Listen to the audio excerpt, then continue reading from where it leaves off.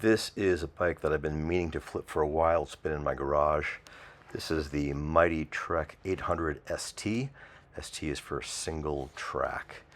And I got this bike as a pair, so I got it pretty cheap. I paid 60 bucks for two of them. It belonged to a husband and wife. A lot of things I like about this in terms of flipping. So one is that it's a well-recognized brand. So if you want to get something that people know, not some obscure brand, it's got a rigid fork. It's got easy brakes, those inline brakes. Hub's not original, but I don't think it's going to be a problem. I don't know what happened there. Maybe there was an accident, or I don't know what, an upgrade. Everything else seems to be pretty original. Not the best components on this thing, so the Altus is definitely on the bottom end of the mountain group for Shimano, but it's a reliable group set, so not bad. The shifters, those are the SRAM grip shifts. Again, nothing fancy here. Decent grips too. It should be just reliable transportation for, you know, someone who just wants a bike to get to A to B. Tires are good, so again, nothing to really replace there. The only thing I'm gonna really do, I think, is get to those pedals. Here we are up in the stands. One of the things that I'm thinking about is aesthetics. I want to make sure this bike looks good. Here's some old school pedals that, you know, they look pretty crappy. I'm gonna throw a pair of cheap pedals on here that'll look a lot better, and I think will match the bike better and make the bike overall look newer. I do think about stuff like these little cable guards here, right? These little rubber grommets that protect the frame. So they're all here. If they weren't, I would fix those. I'm gonna think about the action of the brakes. So this right one is especially, it just doesn't feel great. It's for the rear. This front one feels nice and snappy. I looked at the tires are good. Those rims are running really true right now, so that's another thing I don't have to do. Something to think about if you're considering flipping bikes. Like, you want to start with something that isn't gonna take you hours and hours to get right. It's a different deal when I'm at the bike shop. I'm volunteering my time, you know, so there I don't really mind so much if it takes me a while. But for this one, I'm like, okay, I'd like to make money. I want it to look good so people actually, you know, pay a little more for it, because it's not a freebie. And so you want to start with something that A, is at least relatively desirable, so something that a brand people are going to know, right? So hey, Trek, yeah. This particular thing, like I just mentioned before, it was never like a bike that was for a serious rider, but a decent, reliable bike. And so that's what my guess is someone's gonna want. The seat's good, no tears or cracks. We already looked at the grips. It's nice that it's a matching seat. So these like small things make a difference. I've already checked like the bottom bracket. It's nice and tight in there. So I've already waggled it back and forth with both hands. I'm not doing it right now because I'm holding the camera. So I'm gonna clean, I'm gonna switch out these pedals. These are Well-Go's. So you can pick up a pair of these anywhere from about 10 to 15 bucks. Honestly, I haven't bought since the tariffs kicked in, so they may be more, but my guess is you can still get them from about that price. That hopefully will be the biggest investment I will make financially in this flip, other than the 30 bucks I've already put into acquiring it.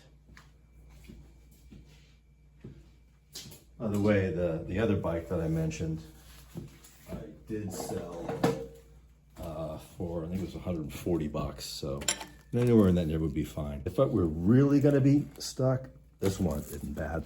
If it were really gonna be stuck, then what I would do is put it on the ground and really lean on it that way, but this is fine.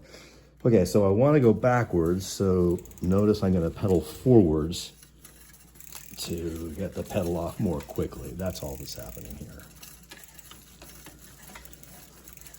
gonna happen so fast, I'm not gonna bother moving the camera. Wrench fell off. Right. Okay, so that's pedal 1. And notice this is marked. So there, you can see that, right? R for right. All right, and other side, same thing. So I wanna, by the way, I marked my wrench because this has 2 sizes, so I just put a piece of blue tape on there so I don't have to flip it back and forth to guess. So this other side's 9/16, would be for smaller pedals. Anyway, so same thing, I'm gonna put it up here. And there she goes, not bad. And same thing, I'm really turning this backwards as I do it, but by pedaling forwards. Just a little cheat, makes it go faster. So pedal off, and there's your, can you see that? L for left, so non-drive side. I've talked about this in the videos, but if you also look this side, only this side will have those little knurls on the shaft there. Just another quick cheat. Before I go any further, I want to make sure my chain is good. So here's my handy dandy Park Tool CC 3.2 and 2 ends. It's got the 0.05. That's the thing I'm going to start with. And if it's really bad, we go to 0.75. 0.05 means you got to change that chain. 0.75 means you'll probably have to change your rear cassette as well. So putting it up here, I find is a little better than putting it down here, although I do sometimes do it down here as well if I'm lazy. So I'm just taking this little end here, goes right and like that. And I want to make sure that this hammer drops right between. And see how it's not going down? I'll try it in a different spot. Same idea. Just to double check, and that looks really good. Kind of confirms my theory that this bike is pretty low mileage. It's mostly been just sitting in somebody's garage. Again, much better for me if I'm thinking about flipping this. Less work, more money. I'm looking at this one because it's already reasonably clean and complete, original. By the way, those original bikes when you're flipping is just another big plus. A lot of people don't like it when a bike's been messed with or altered. So what I'm doing here is I'm just, you can use anything, but I find this works pretty well. I have experimented with other stuff, and there's a lot of effective cleaners out there. And I also own one of those fancy chain cleaners.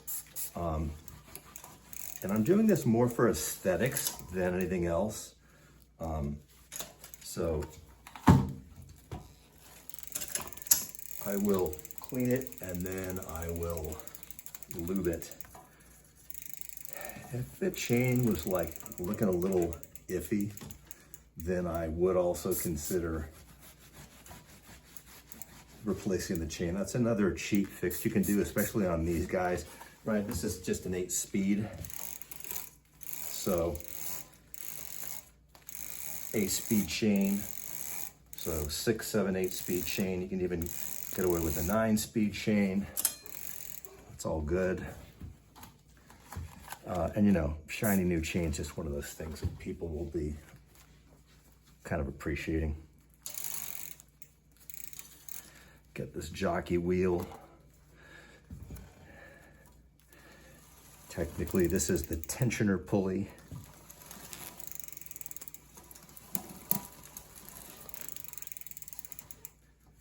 All right, let's get it. A little shiny, a little clean.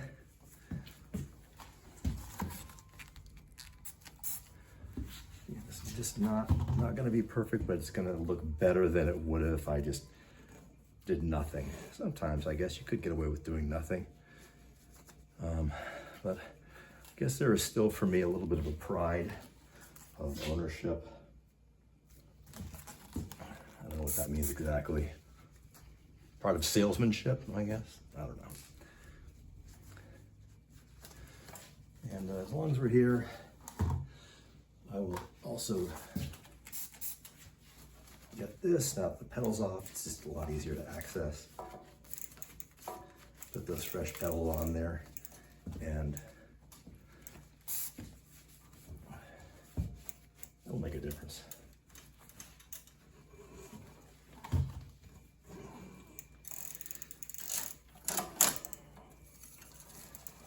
Sometimes they let you pedal backwards and sometimes they complain.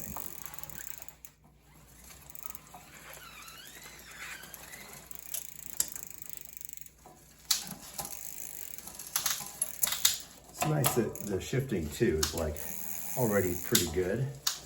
Not perfect, but you know, these drift shifters very reliable. Could be a little crisper. Probably in a bit I'll get in here and lube this cable up a little bit, just like I'll lube this rear brake cable up. Just make it a little snappier, a little easier to control. I'm gonna get in here a little bit. Get the spoke protector clean too. Get this rear set a little shinier. And hit the rims, hit the tires. My finishing touch on the tires is gonna be a little armor all, just to get them really glowy. For now, just taking off the crud. There's not really a lot to do. As I mentioned, that's nice.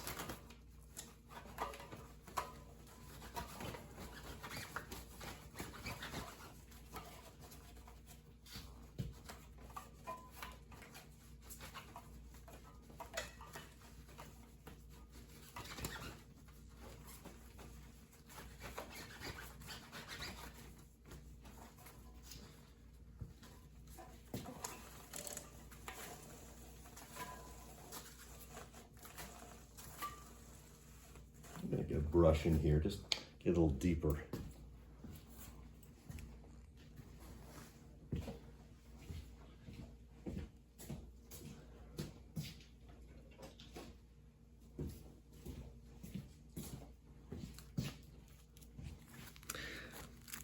I like this brush. So this is actually kind of shaped the same shape as the cassette. All right, sort of angled. This is a Park Tool GSC4.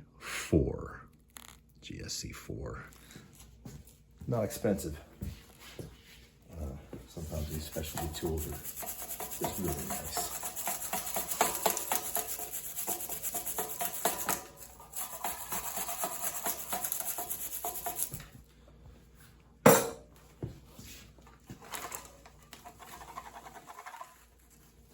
Do I wash bikes? Yeah, sometimes I do. The bike's really dirty. I get out there with a hose and do the same process outside. It's a little chilly right now, especially in this garage. So yeah, gonna avoid that. I'm also gonna get in here inside the rear hub. So just like into this bit here, and also the outside here. Just kind of same action, and then I'm going to also get this side of the tire as well.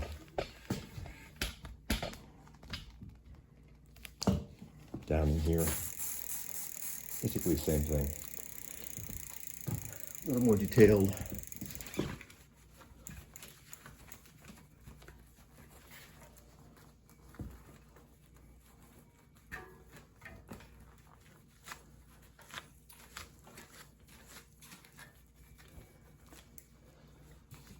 It's amazing, just these like little bits, not the skilled part of one's education as a bike mechanic, right? Just kind of getting in here, squeezing it in.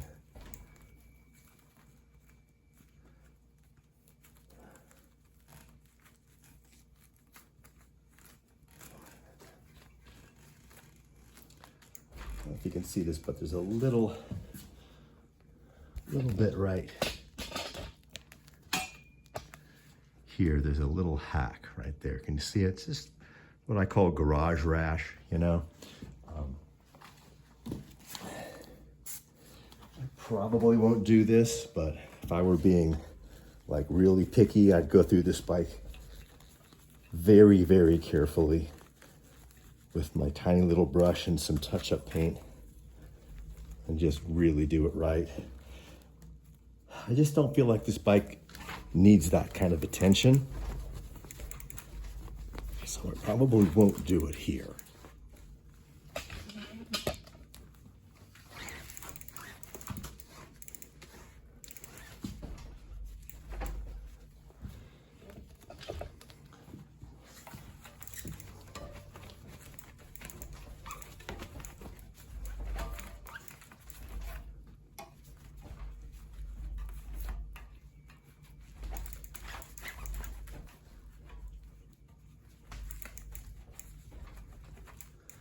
Sometimes I notice my rag gets kind of stuck between spokes.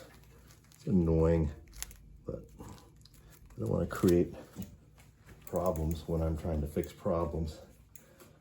Problem of cleaning.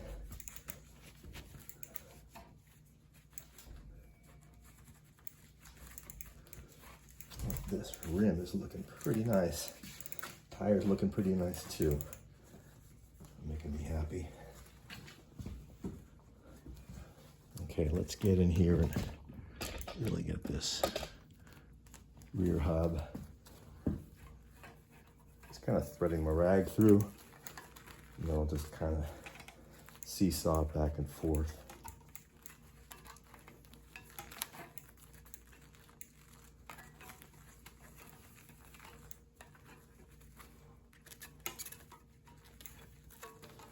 I don't know an easier way to do this. Obviously, this isn't super easy, but once you get in there and you get some purchase, it is effective. And I'm of the opinion that like this kind of stuff matters. I'm selling this bike for a fraction of what it sold for originally. I think this bike probably sold for, again, not too much back in the day when this was first built. So it was built, I'm guessing about 20 years ago or so. If I were really interested in that, I would look it up. But I find that in general, people are buying these kind of bikes more on condition and performance and aesthetics rather than what year. If I'm selling like a higher end mountain bike, definitely I want to know the year. Same thing with my road bike. Okay, so moving on now to this front wheel. I'm gonna do the same thing. I'm gonna tip this up a bit so you see better. If I tube it up too far, then my front tire flops around. Don't want to do that. I'm just going to repeat the same process on the front that I just did on the back.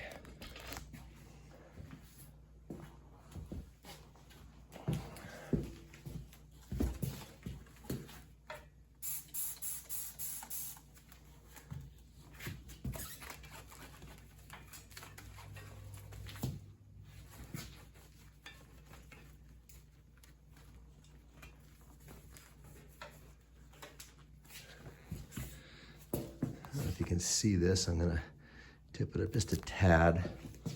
So, got some accumulation in here in these bends. I'll make sure I get those. I'll get back to the tire in just a second.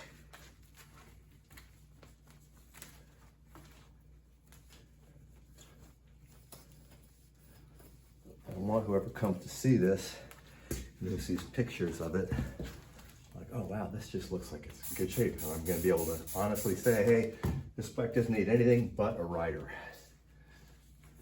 So I'm gonna make it clean, gonna make it pretty, gonna make sure it does all the things than it should be doing.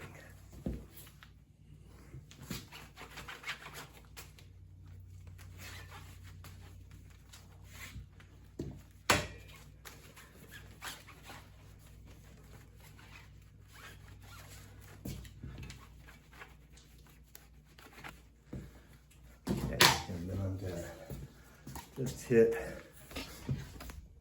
two right up here, right there. So a lot of times these noodles are rusty. It's one of the first places that you'll see rust accumulating on a bike. And sometimes these boots here for these inline brakes, you'll see that these deteriorate. This one's starting to go. It's not perfect, but it's gonna be fine enough for me not to mess with. So again, if I saw that there was a problem, I would do it. Not gonna do it.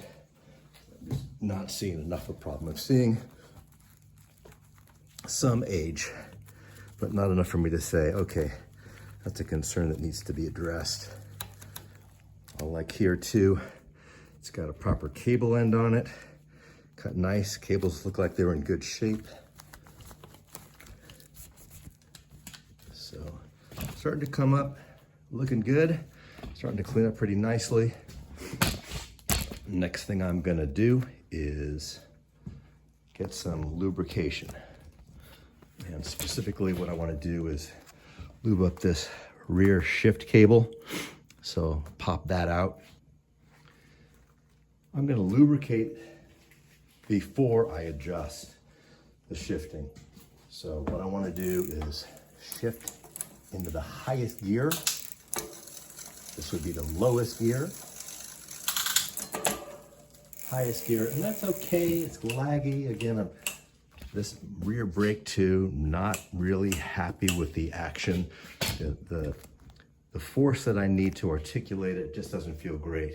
All right, so now that this is in the rear, the lowest gear down here in this rear derailleur, what I'm gonna do is pedal, and then I'm gonna push on this way. What that's gonna do is take the tension off of this cable, and that's what I want. So again, I didn't shift it, I'm just pushing with my finger. Okay, so now this cable, can you see you can see it's really slack, right? That's exactly what I want. So I can easily pop this out now, right? By the way, another good sign, more of these cable protectors. Right there. You can see it's not perfect on the frame. There's still some like I said, garage rash. But I'm gonna pull this out now. And cables themselves look pretty good, not real rusty. That would be one of the things to change, to address. Same thing with the housing. So now I take my handy dandy tri-flow, which comes with a straw. I like that. And I'm just gonna put a bead right on this, all the way down, all the way down. And then I'm gonna slide this housing back and forth on it. And often just that, you'd be surprised at how much of a difference that makes. Anywhere there's housing, I'm gonna repeat the same action. So depending on how the bike was designed, some of them will have one long piece of housing. Often they'll, especially for this generation, they'll have three. This one has three. So because this is already loose, it's very easy to just pop this out, just one-handed. If I were replacing a lot of cables, I would really be careful noticing like which one of these cables went into which one of these brackets. Don't have to worry about that because I'm not replacing cables today, right? I'm just doing some lubrication and I'm doing them one at a time.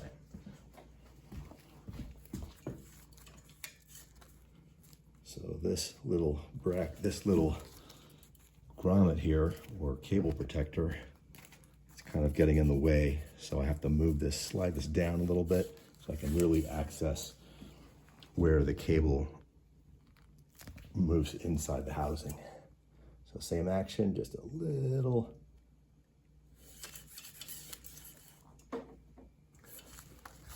bead. And then I'm going to put this right back in and slide this down.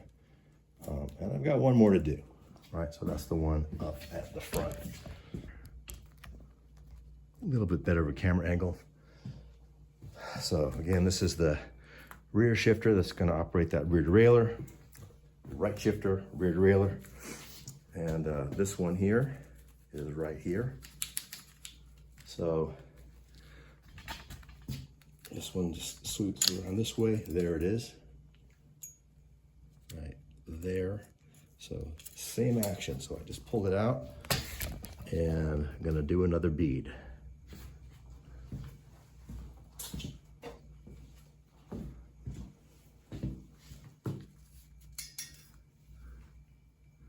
Can you see that? This one here, I'm gonna just kind of drip it down a little bit right into the housing.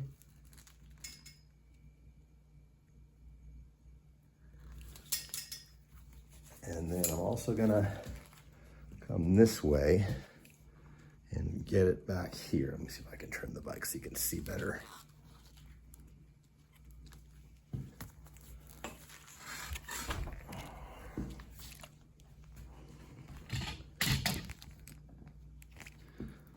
Yeah, so that's this guy here.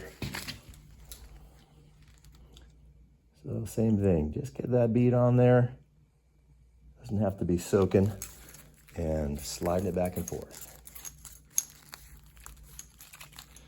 And once I get that, I'm gonna put it back together.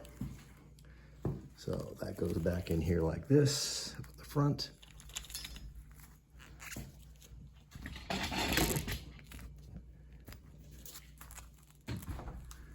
So that goes back in here like this, up at the front. And then this goes back in here like this. And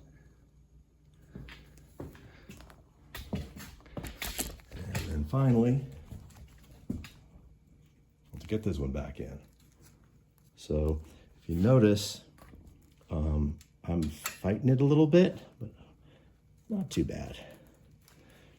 Now what ought to happen is I should be able to just pedal this thing, and I'm hoping for some easier action. Oh yeah, immediate improvement. Now that the cable's moved, I can really get a good idea about the shifting. I gotta say, not bad. So a little bit of hesitation there. So I'm gonna turn this barrel adjuster here in. That would be clockwise. Just see if I can get the hop down a little easier. If I turn the barrel adjuster in like that, what you're doing is taking slack off here. The spring in here, when you're downshifting, is pulling the derailleur this way. So if you take the slack off the cable, it makes it easier for it to pull it down. So first, go back up. Yeah, that's even better. Whoops. See that hesitation?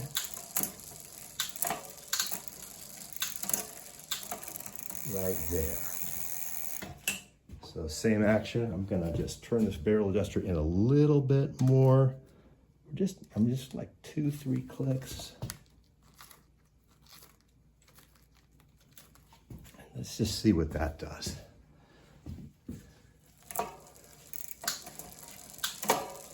Oh yeah, that's even better. And notice that it's still going up and down, right? Really much better. For this rear brake, which again just doesn't feel great, I'm going to apply the same concept just in a different context. So what that translates to is me taking the tension off of this. So what you do is just squeeze these here, And then this noodle should just be able to pop out. And again, looking at this, like you can see some dust on the boot. I'll take care of that. The noodle part here, it looks good. At this point now, because the tension's off there, I can now pop this cable off here. So just pops right out. And now that's nice and slack. And I'm gonna get my lubrication right on that same area and also inside the noodle as well. Gotta be careful, I don't wanna get lube on the brakes. If you do mess up and that happens, it's not a huge deal. Worst case, rubbing alcohol, but often you just need to wipe it down. So same idea, just a little bead here, wherever it runs through the housing, like so. The noodle will actually just slide right up. And you can see there's like a little bit of plastic in there. Sometimes that'll wear out too. If you notice if that's just utterly shredded, then that's again a cause for concern. Again, no cause for concern here on this one. And then just sliding the housing around. And then before I put things back inside, now that this is open, I'm just gonna rub down the arms a little bit, get back in here. Also where it mounts to the frame. And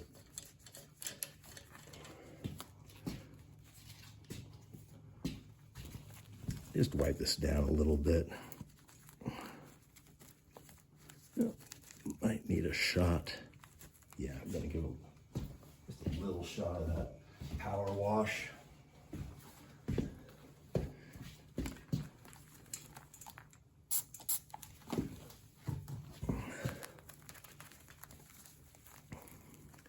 Often I find when I'm cleaning, I'll be like, oh, I missed a spot there. I'll have to go back and hit that. But you can see, just like, again, it's so simple, but now this boot is like looking brand new. How cool is that? Also, a good time to check your brake pads. These things have got plenty of meat on them. Often, I'm gonna just you can see it from this angle, but those little notches there, those are there for a reason. Those are your wear indicators. So if your brakes are looking totally flat, there's an outside chance that's just how the brake was designed, but more likely you need new brake pads, especially on these inline brakes. And that's what these are. Sometimes people call them V brakes. That was a Shimano invention. That's what they call them. V brake, same exact thing. All right, so same thing as before. Just kind of paying attention to where this sits in the bike. This is easy because there's just this one here. It'll run along here, and then looks like it's going right here on this third one. So popping that out. And one hand is not going to fly.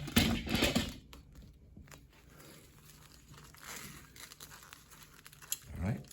Out it goes, and that means that now I can just slide this out right here at the lever. So out it comes, and then I'm gonna get in there. By the way, when you're working on your brakes, I should have said that. When you're working on your brakes, I should have said this earlier, you want to make sure that this barrel adjuster here, when you're adjusting your brakes, generally the concept is you leave the adjustment for the rider to do. So in general, you want this in. You might turn it out like a little bit, and then this locks it down, right? But not a lot. So back to lubrication. So I'm gonna actually hit here too.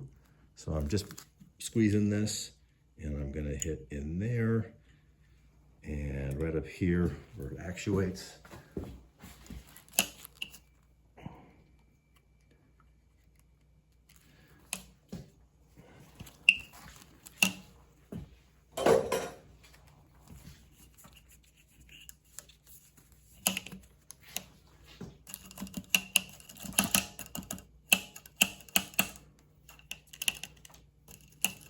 feels pretty good. And then same thing. So here's my little bead. I'm gonna pull this down a ways.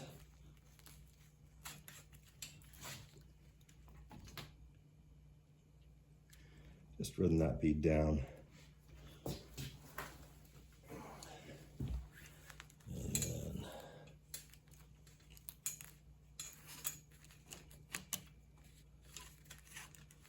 see how far down I can get it. I think I can get it even more. Yeah, so I'll pull this down even further. And I'm dripping some down like inside the housing itself. And then just along here, I didn't quite get this far last time. I think part of it was just those little grommets we talked about, those protectors for the frame.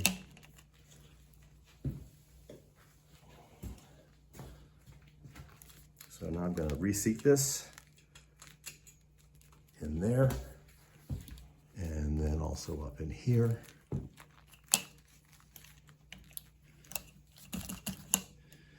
And let's go back and get this rest of it seated.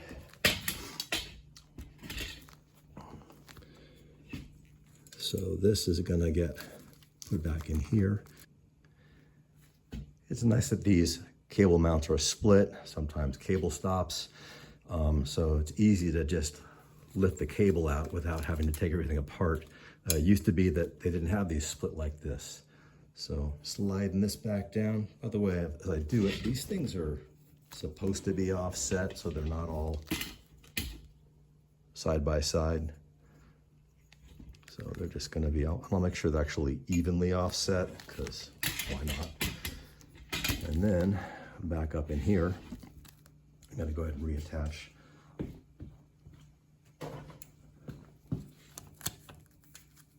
to this. So this little noodle part goes right inside that cradle.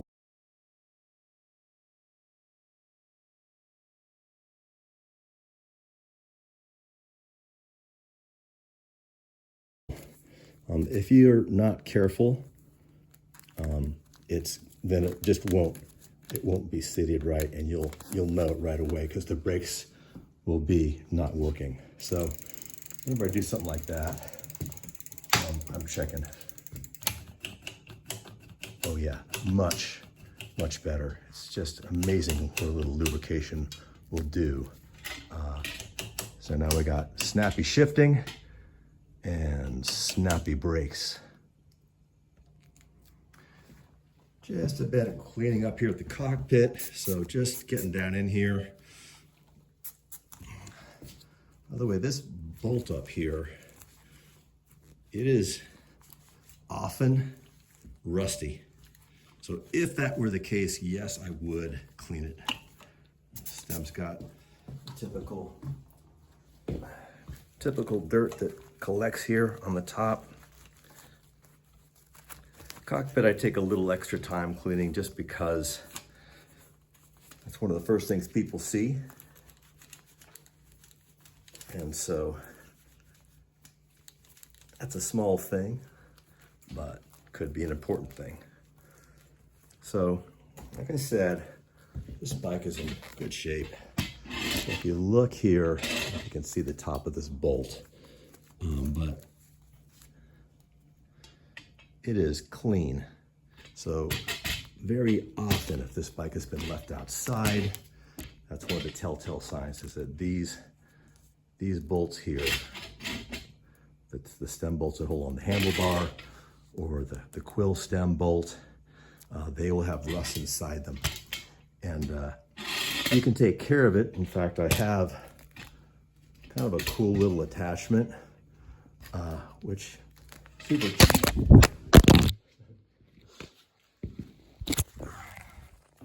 So I use this stuff to make the stuff that's rubber shine. Notice this is not the cleaner, this is the protectorant. I'm sure there's other products too that you might like better. I just have luck with this. It's plentiful and cheap. And just try to get some shine on here. This might make it a little slippier, so I'm gonna make sure that I really get this clean.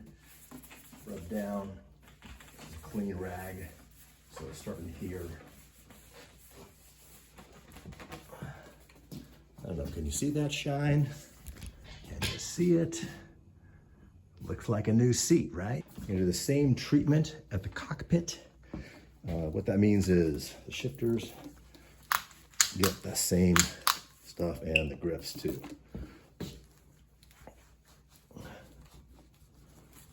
The idea is that it looks good, feels good, works well.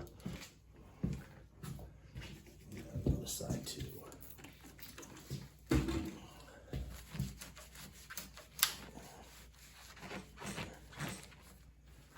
And am I going to test ride this? You bet. Talked about this before in other videos, how sometimes a bike cooperates in the stand and then you get it on the road under load and with weight on it, and suddenly it's not doing what you thought it was doing before, or maybe what it actually was doing before.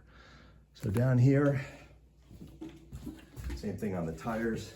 I'm trying not to get the rims wet with my Armor All. If they do get wet, it's not a disaster. It'll probably just burn off with the first couple applications. Worst case, hit it with rubbing alcohol. Squeaky brakes. Another thing you can do is either adjust the angle of the pad, or you can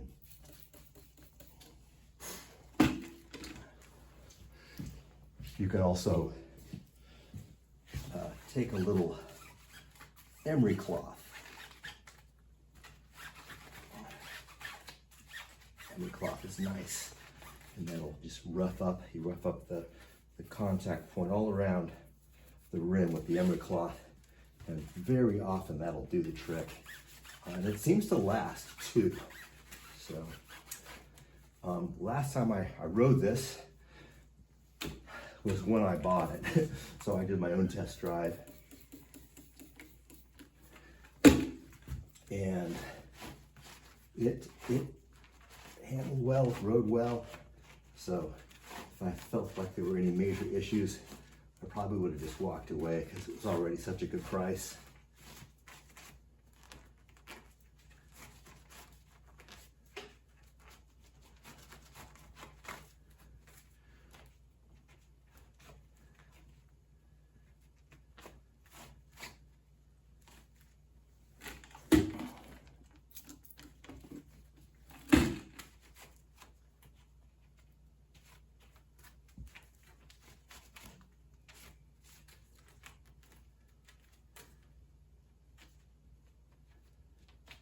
Do I have to do this? No, I don't have to do it, but just looks a little better, feels a little better to the customer. They're taking a look at it.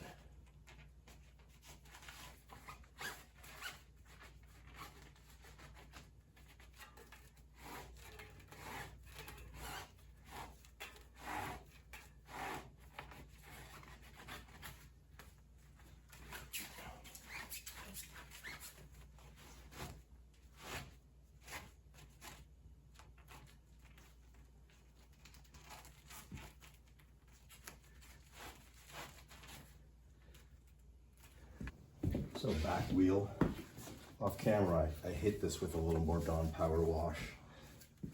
And same thing, just gonna do that. You see I got some of it on the rim, again I'm not stressing.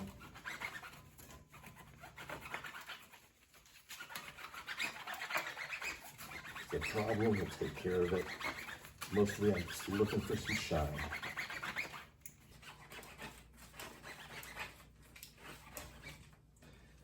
For the moment, I just want shiny tires. Cranking this down a little bit more.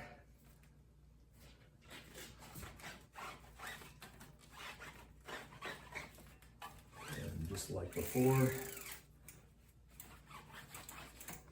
get up in the tread this way too.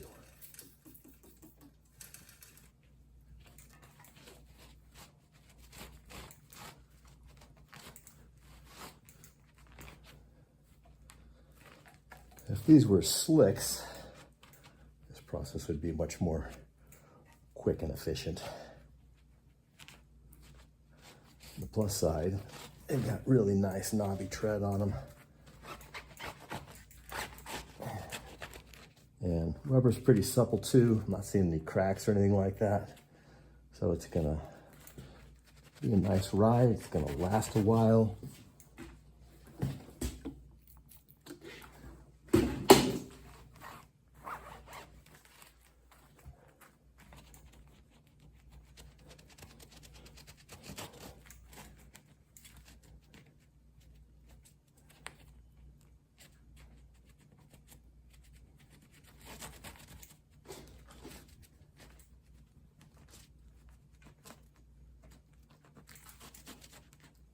It's gonna grip well.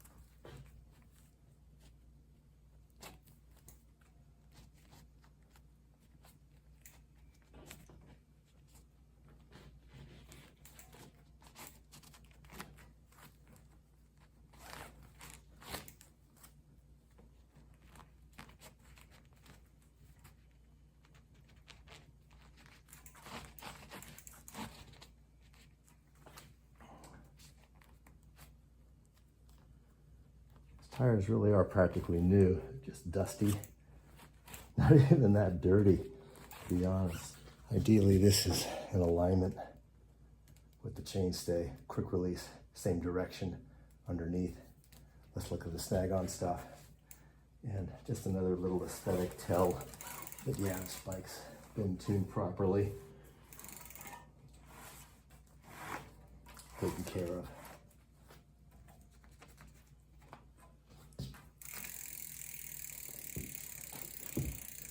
I think we're damn close. Just a test ride coming. Here at the local elementary school. After hours, given the Mighty Trek 800 ST test ride. I like this place because it's quiet. I can hear everything.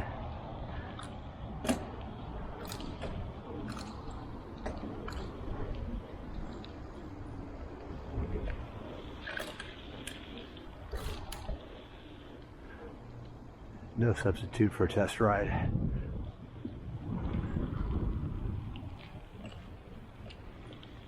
Brakes feel good. Let's try a quick stop.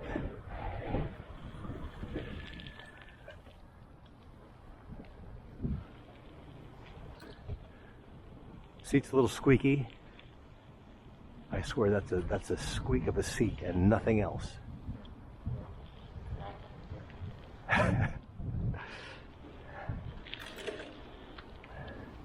Getting all the gears on the top,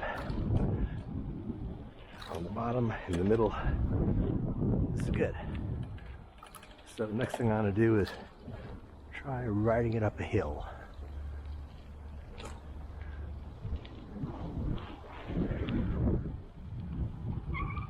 Oh, there's a squeak. One thing about these rigid mountain bikes with the front derailleur, just great range. People make such a big deal about one buys. So he's trained to bark at people just going by. Yeah.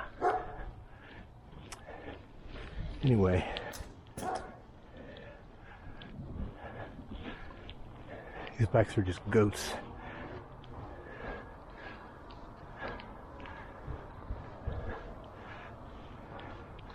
No slippage, no weirdness. Nice and quiet. Except for my panting. I'm going to see if I can get it to squeak again.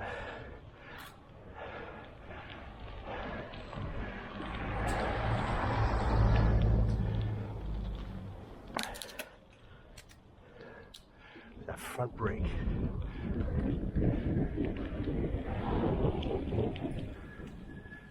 A little bit.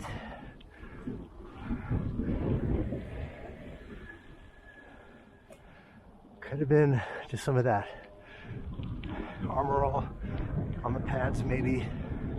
It's kind of burning off.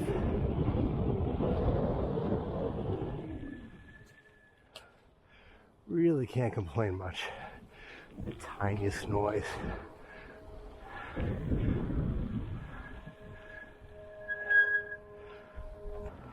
I tell you what, I actually am prepared for this eventuality. What I mean is, with me I have some emery cloth. This is about 100, and if you know what emery cloth is, it's basically like sandpaper, but the backing is cloth instead of paper. A little more flexible, lasts a little longer, more expensive. I find it worth it.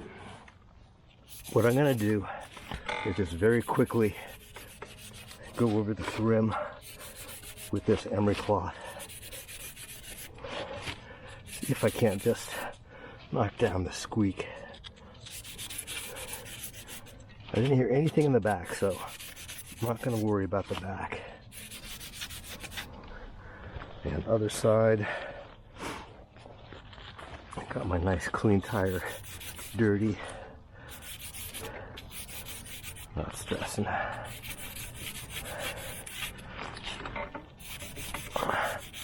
Just with a braking pad. It's the surface of the rim. That's all I really need.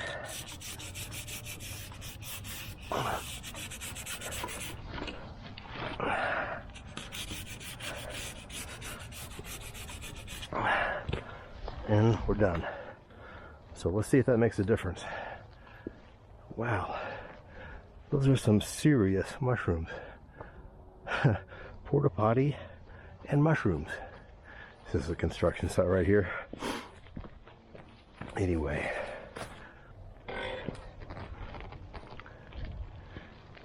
my nice clean tires all muddied.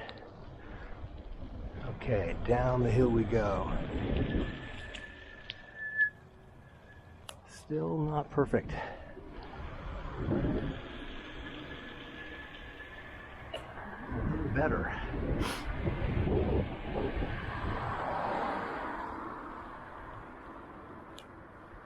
Yeah, now it's really good. So that's all front brake where the squeaking was. I'm calling it good. Now I get to huff up another hill. I'm calling this a successful test ride.